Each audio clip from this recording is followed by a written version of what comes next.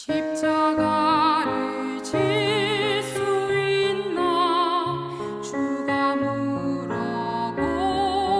때 죽기까지 따르오리 성도 대답하였다.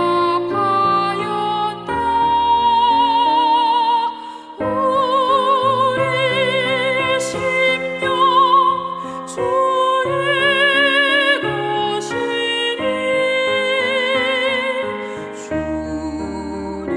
주님의 형상 만드소서.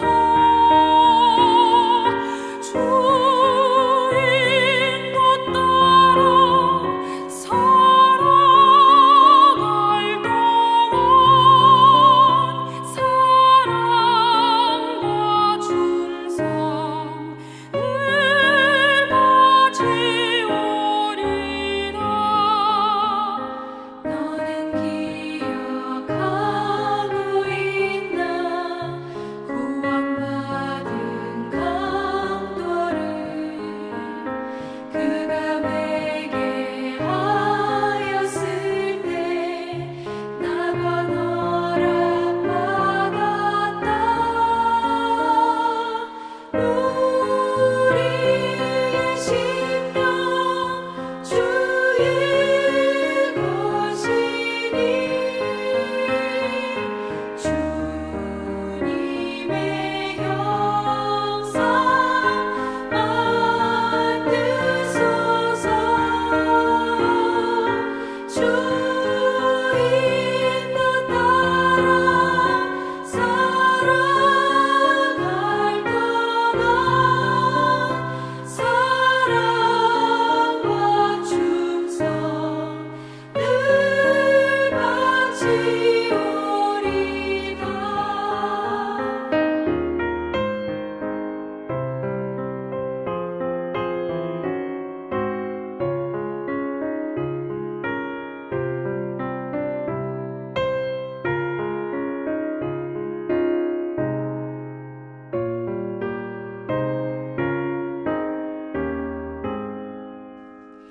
걱정 근심 어두운 그늘 너를 둘러 덮을 때 주께 내 영 맡기겠나 최후 승리 믿으며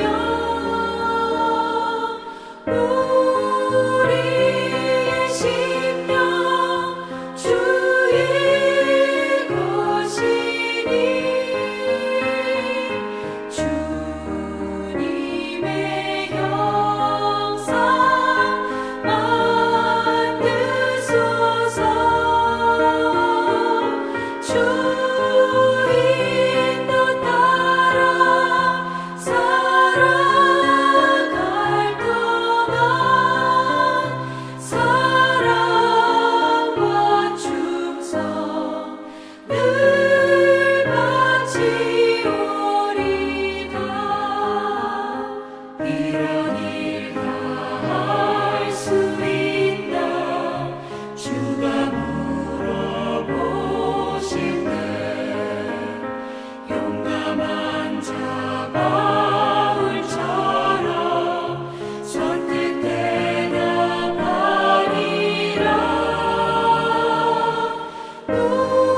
우리의 심령 주의 것이니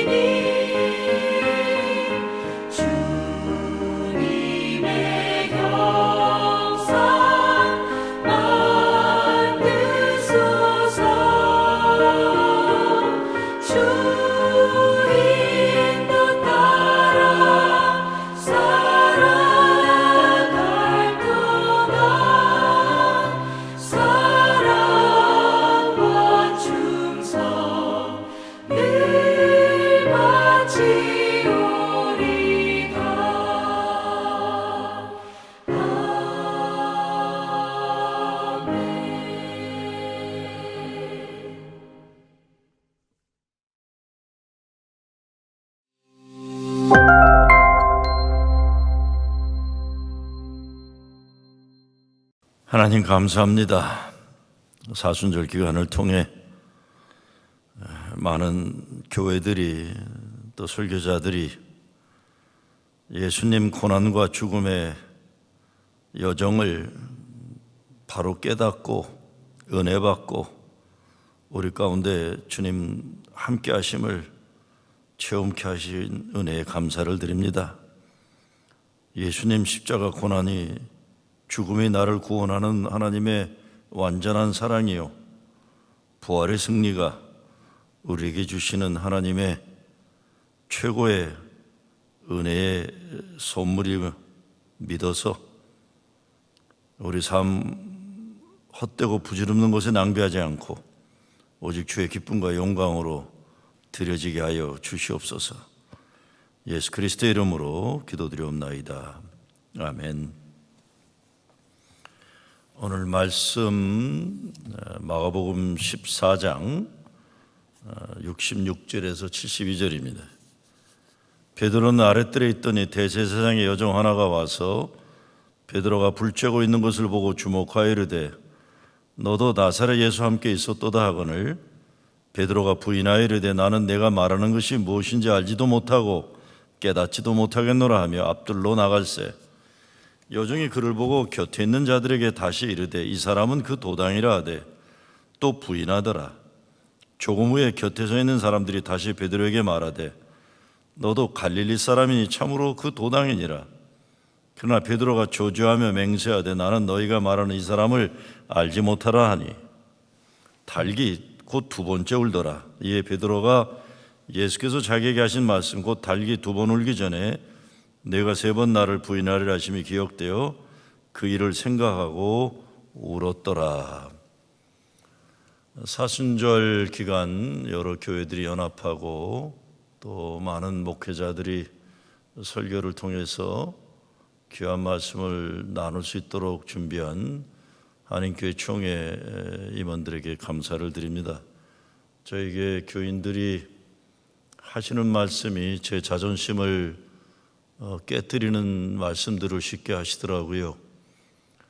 여러 목사님들 설교 들으니까 너무 좋다.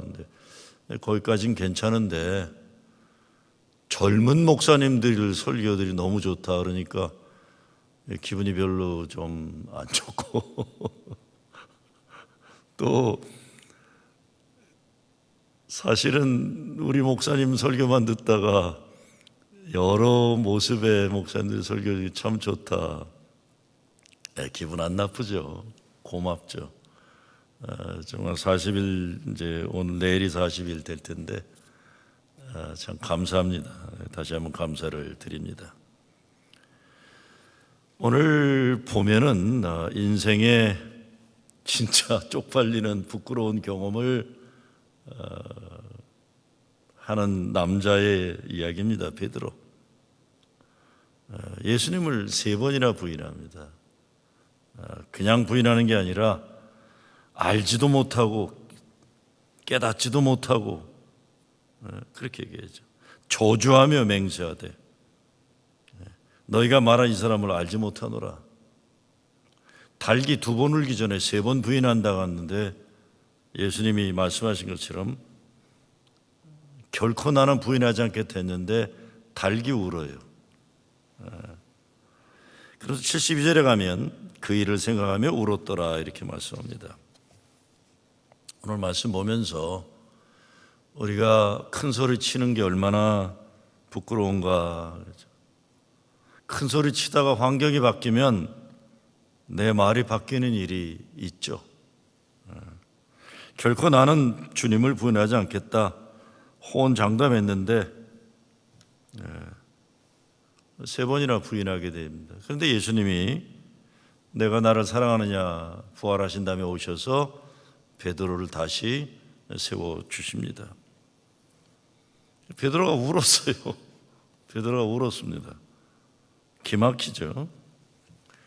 자기 인생의 모든 것 청춘을 바쳐서 따라다녔고 누구보다 예수님에게 신뢰를 얻는 수제자라는 자부심을 가졌는데 못난 인생, 예수님 만나 제대로 거룩한 인생을 살아보려고 결단하고 여기까지 왔는데 예수님 십자가에 끌려가시고 이제 죽임당하셔야 되는 나를 기다리고 있는 겁니다.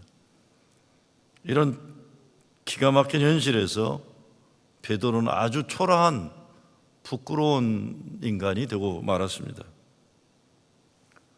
근데 여러분, 사람을 초라하게 만드는 일이 얼마나 많습니까? 어쩌면 우리 교회 교인들은 매일매일 생활 전선에서 초라하게 작게 만드는 일들을 견뎌내면서 믿음 지키고 가정을 지켜내고 교회를 위해서 헌신하고 있죠. 목사들도 마찬가지죠.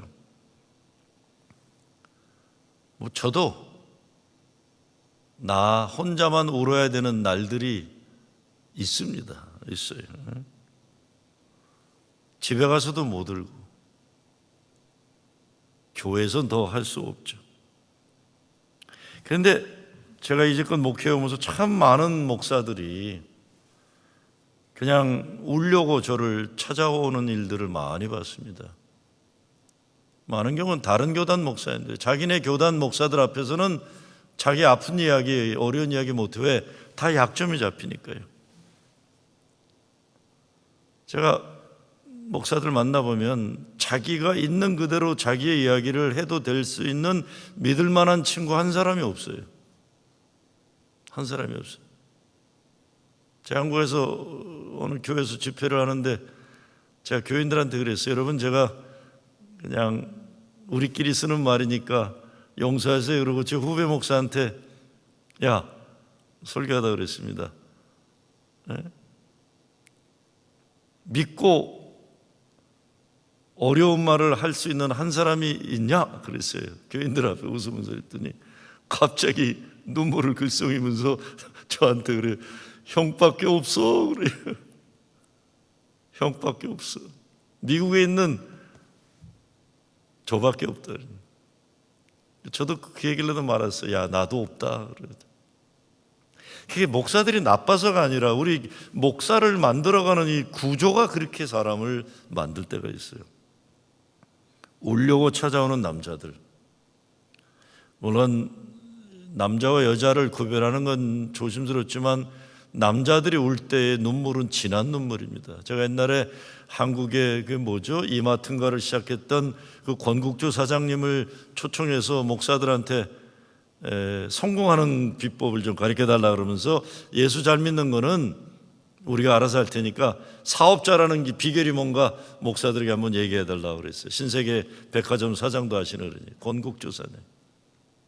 그래서 그분이 목사들 모아놓고 하면서 첫 마디가 여러분, 한국 남자들의 술잔의 반은 눈물로 채워져 있는 걸 아십니까? 그래요. 한국 남자들의 술잔의 반은 눈물로 채워져 있다. 남자들의 눈물을 이해하는 목사가 되어야 된다고 얘기하더라고요. 남자들의 진한 눈물을, 물론 여자들의 눈물도 이해해야 되지만 울고 싶어도 울지 못하는 남자들의 눈물을 이해하는 목사가 되어달라는 이야기를 제가 기억해요. 그런데 지금 베드로가 울어요. 자신만만하고 항상 호언장담하고 가장 예수님 잘 신받고 부인 안 할 것 같은 베드로가 울어요. 지금 왜? 자기의 부끄러움을 아니까요. 정호성 시인이 쓴 내가 사랑하는 사람이라는 시 가운데 이런 말이 있습니다. 나는 그늘이 없는 사람을 사랑하지 않는다. 나는 눈물이 없는 사람을 사랑하지 않는다. 나는 한 방울 눈물이 된 사람을 사랑한다. 사랑도 눈물 없는 사랑이 어디 있는가? 나무 그늘에 앉아 다른 사람의 눈물을 닦아주는 사람의 모습은 그 얼마나 고요한 아름다움인가. 세 번 부인하고 세 번 일으켜 주십니다. 내가 나를 사랑하느냐. 넘어지고 철저히 패배한 베드로를 찾아오셔서 다시 이렇게 세워주시는데 자기가 자신에 대해서 자신만만할 수 없기 때문에 내가 나를 사랑하느냐 할 때 베드로가 할 수 있던 말은 주님이 하십니다. 이제는 나에 대해서 나 스스로가 자신이 없어졌습니다. 같은 예수님을 부인했어도 가룟 유다는 자기 자존심 때문에 하나님이 하실 수 있는, 그를 용서하실 수 있는 하나님만의 고유 고난도 뺏어간 존재인데, 베드로는 못난 인간이지만 주님이 자기를 용서해 줄 수 있는 기회를 허락하셔 다시 쓰임 받게 되는 겁니다. 오늘 여기 보면 66절에 대제사장의 여종 하나, 여러분 대제사장이 얼마나 무서운지 모릅니다. 권세 잡은 자, 권력 잡은 자, 그 밑에 이렇게 죄인처럼 끌려가는 인생. 저도 참 내가 초라해지는, 나를 초라하고 작게 만드는 겁주는 권력 앞에 서본 적이 있습니다. 물론 경찰한테 잡혀가서 그런 적도 있어요. 뭐 별거 아니래도. 그런데 제 스스로가 목회하다가 인생 목회 말년에 권력 앞에, 겁주는 권세 앞에 내가 참으로 작아지는 경험을 해야 했던 때가 있습니다. 나는 아무 말 할 수 없고. 그래서 베드로가 오늘 72절에 울었다. 사실 저에겐 참 위로가 됩니다. 아, 베드로가 울었구나. 진짜 위로는 주님이 베드로를 찾아오셨던, 주님이 내가 나를 사랑하느냐 다시 물어주시고 내 양을 쳐라 쓰임받게 하심이, 얼마나 이게 위로가 되는 건지 모릅니다. 어느 순간에 성경이, 저 설교 평생 해왔는데요, 40년 넘게 설교해 왔는데 그냥 보편적 진리가 아니라 어떤 때 말씀이 레마가 되어서 내 안으로 이건 나에게 주시는 말씀이 될 때가 오는데, 베드로가 울었다는 것도 참 위로가 되는 귀한 말씀. 여러분, 우리 인생에 아주 어려워지면, 사람이 무너지기 시작하면 그 무너지는 속에서 참 더 일어나지 못하는 경험들을 할 때가 있습니다. 근데 친구들이 하나 있으면, 같이 밥 먹어주는 친구 있으면 이 세상을 다 얻은 그런 마음이 될 때가 있습니다. 기도해주는 사람이 있으면 견뎌낼 수 있죠. 믿어주는 사람이 있으면 참아낼 수가 있는 겁니다. 이거 내가 혼자가 아니구나, 혼자 아파하지 않을 수 있다는 거. 여러분, 그래서 이렇게 한인교회 총회라든가 이렇게 우리가 공동체라는 게 얼마나 귀중한지 모릅니다. 저 사람도 나와 같이 아파하고 있구나, 저 목사도 울고 있겠구나, 저 선배 목사도 목회하면서 많이 울었겠구나, 아, 나만 그런 게 아니구나. 베드로도 그랬다. 베드로도 그랬다.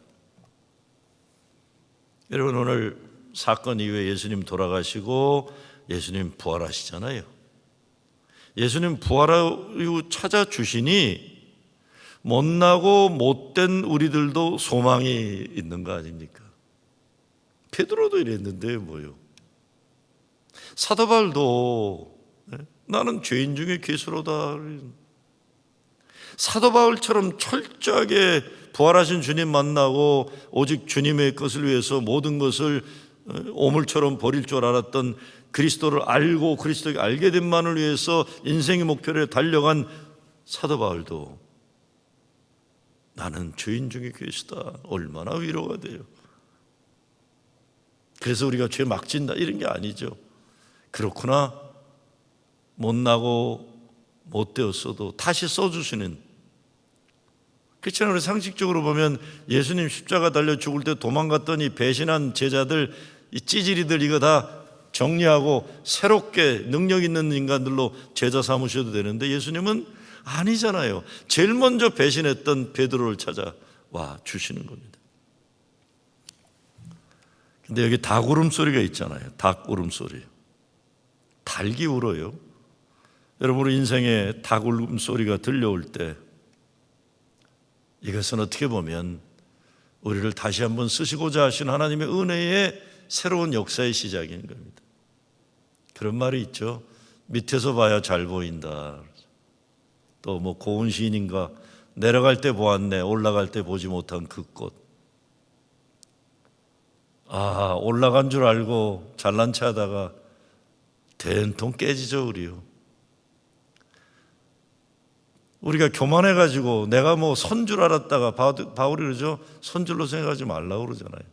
근데 그러다가 하나님이 우리로 하여금 넘어지게 하시고 바울의 다메섹에서 꼬꾸러 가신 것처럼 바짝 꼬꾸러져서 일어나지 못할 때 부활의 주님이 찾아오시는 경험들이 있습니다. 아, 보이는 거죠. 십자가가 보이는 거죠. 아, 주님이 나를 위해 저기 달려 죽으셨구나. 보이는 거예요. 보이죠. 이 코로나 기간 동안에 어렵고 힘드니까 교인 한 사람이 천하보다 귀하다는 게 보이기 시작하잖아요. 우리가 교인들이 모여서 함께 친교 나누는 게 이게 어마어마한 은혜요, 기적과 같은 기가 막힌 현실 속에서 우리는 기적의 하나님의 역사를 볼 수 있는 거예요. 코로나가 우리를 하여금 겸손하게 하고 무너지게 하심을 통해 밑에서 볼 수 있게 하시면 얼마나 감사해요. 은혜 아니면이란 찬송 제가 잘 못 부르지만 참 들으면 은혜가 돼요. 은혜 아니면 나 서지 못하네. 십자가의 그 사랑 능력 아니면 나 서지 못하네. 은혜 아니면 나 서지 못하네. 놀라운 사랑 그 은혜 아니면 나 서지 못하네. 이제 나 사는 것 아니요, 오직 내 예수 내 안에 살아계시니 나의 능력 아닌 주의 능력으로 이제 주와 함께 살리라. 오직 은혜로 나 살아가리라. 십자가의 그 사랑 주의 능력으로 나는 서리라. 주의 은혜로 나 살아가리라. 달기 우는 순간들이 있습니다. 어떤 때는 달기 우는 게 어린 자녀들을 통해서도 주님이 달기 울음소리를 들려줄 때가 있어요. 저는 이제 우리 아이들 다 크고 전 할아버지 되기도 했지만 목회하면서 내가 깨닫지 못하던 것 어린 내 자식들이 나를 깨닫게 해줄 때가 있어요. 어떤 때는 아내를 통해서, 어떤 때는 교회에서 별 볼 일 없는 것 같은 교인들이 가장 무시하는 것 같은 교인 속에서 하나님이 달게 웃음소리를 들려줄 때, 어떤 때는 우리가 볼 때 목회 못하고 정말 저 인간은 왜 이렇게 찌질이처럼 못난 목회를 할까 하는 그 사람들이 무시하는 목회자의 입술을 통해서 하나님이 예언자의 소리를 들려주시기도 하고 하나님이 달게 울음소리를 들려서 정신 번쩍 차리게 하는 걸 깨닫게 해줄 때 있죠. 여러분 한번 생각해 보세요. 초대교회 지도자 베드로가 예수님을 3번이나 부인하는 이 여종 앞에서 초라해지고 예수님을 강하게 부인하고 이 못난 짓한 이 아픈 경험이 없었으면 베드로가 정말 사도 바울, 다른 제자들은 다 바울을 싫어할 때 그 사울을 만나가지고 주의 종으로 불러일으키는 그런 겸손함과 열린 마음이 있었겠습니까? 저는 베드로를 이렇게 부끄럽게 만들고 초라하게 작게 만드신 이게 하나님의 역사라고 생각합니다. 이런 기가 막힌 자기의 부끄러움이 있기 때문에 이 기가 막힌 못난 자기를 찾아오신 부활하신 주님의 사랑이 있기 때문에, 은혜를 알기 때문에 베드로는 다른 제자들이 뛰어넘을 수 없는 예수 공동체를 죽이려고 혈안이 됐던 사울을 일으켜 같은 사도 반열에 올려놓을 수 있는 열린 마음이 가능했다고 저는 생각합니다. 왜? 베드로는 은혜를 아니까요. 베드로는 은혜를 아니까요. 왜? 자기 죄인이기에, 부끄러움을 알기 때문에. 얼마나 감사한지 모릅니다. 교회에서나 가정에서나 특히 우리 이 시대 우리 교단의 현실의 한인교회, 정말 조직의 쓴맛으로 우리 한인교회들을 두렵게 하고 초라하게 하고 작게 만들려고 하는 노력들이 여기저기서 보여요. 제가 말은 다 하지 못하지만 야, 이렇게 못나게 못되게 하는 권력의 그 횡포들도 있구나 느낄 때도 있어요. 근데 어디 그렇게만 합니까? 이런 모든 과정 속에 나는 얼마나 못난 인간이고 못된 인간인가, 우리를 보게 하시는 주님의 달게 울음소리를, 이 시대에 우리가 들어야 될 때가 있습니다. 여러분 한번 생각해 보세요. 초대교회 지도자 베드로가 예수님을 3번이나 부인하는 이 여자 여종 앞에서 초라해지고 예수님을 강하게 부인하고 주님은 기도하는 가운데 들려주시고 말씀 가운데 들려주시잖아요. 그래, 내가 그리 의인이 아니구나. 내가 그렇게 믿음 좋은 사람이 아니구나. 베드로가 울었던 것처럼 나도 울 수밖에 없는 나의 초라한 부끄러운 인생의 모습이 있는 것이죠. 근데 얼마나 감사합니까? 그래서 하나님이 우리를 은혜를 아는 자 되게 도와주시고, 은혜를 아는 교회에 목회를 할 수 있게 도와주시고, 오직 은혜 아니면, 십자가의 그 능력 아니면 나 서지 못하네. 나 서지 못하네. 베드로에게 들려주신 달개 울음소리를 은혜로의 소리로 듣고, 베드로가 홀로 울어야 됐던 그 울지 않으면 안 되는 아픔, 부끄러움의 현실 때문에 주님이 다시 쓰시고자 하시고 부르셨을 때 생명 바쳐도 아깝지 않은 예수의 제자로 쓰임받는 저와 여러분 되기를 주의 이름으로 축원합니다. 주님 감사합니다. 참 부끄러운 것이 많은 우리들입니다. 주님 앞에 잘했다 잘났다 말하지 못하는 기가 막힌 못난 우리들 주님 아십니다. 근데 주님 부활하셔서 베드로를 찾아주신 것처럼 우리를 찾아주셔서 세워주시고 쓸모있게 하셔서 감사합니다. 홀로 울어야 될 때가 참 많았습니다. 근데 혼자가 아니었음을 깨닫게 하시는 애 감사합니다. 주님이 계셨고 우리를 위해 기도하는 사람들이 있었고 함께 아파하는 사람들이 있었고 함께 울어주는 친구들이, 교인들이 있었음을 감사를 드립니다. 오직 우리가 더욱더 주님 앞에 정직하게 하시고 앞으로 살아가면서 다시는 주님을 배신하고 부인하는 그런 일 없게 하여 주시옵소서. 행해라도 있으면 성령이시여 우리를 도우사 다시 새롭게 하시고 일으켜 세워 주시옵소서. 감사하며 예수 그리스도의 이름으로 기도드리옵나이다. 아멘.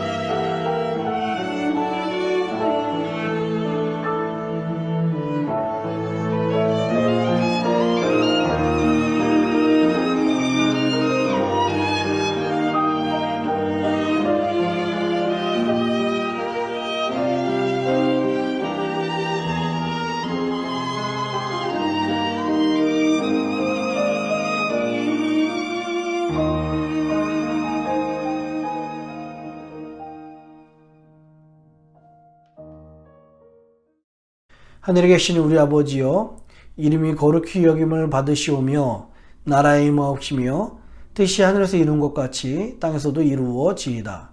오늘날 우리에게 일용할 양식을 주옵시고 우리가 우리에게 죄진 자를 사하여 준 것 같이 우리 죄를 사하여 주옵시고 우리를 시험에 들게 하지 마옵시고 다만 악에서 구하옵소서. 대개 나라와 권세와 영광이 아버지께 영원히 있사옵나이다. 아멘.